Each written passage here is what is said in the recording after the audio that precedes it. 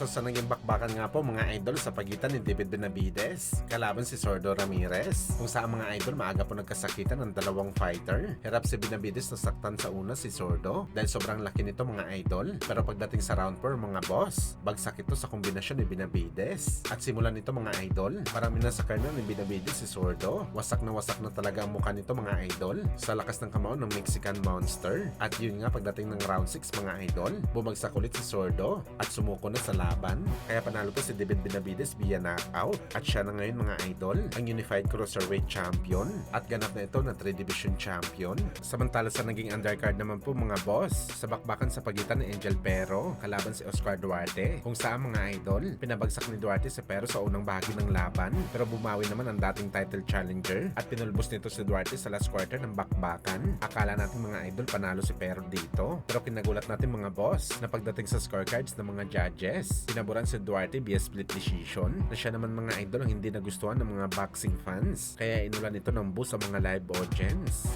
La Migraña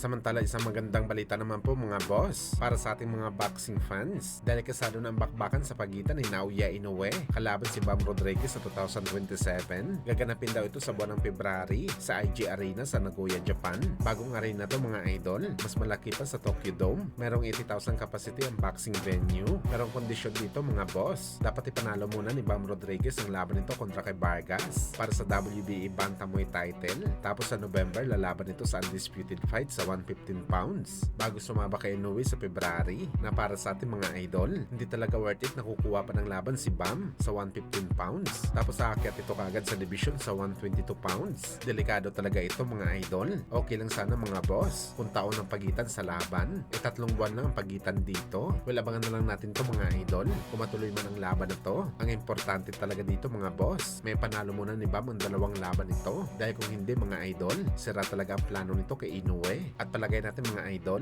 hindi nalalaban si Inoue ngayong taon. Prangka na sinabi kasi nito mga idol sa kanyang post-fight interview na magpapahinga daw muna siya ng matagal sa bakbakan.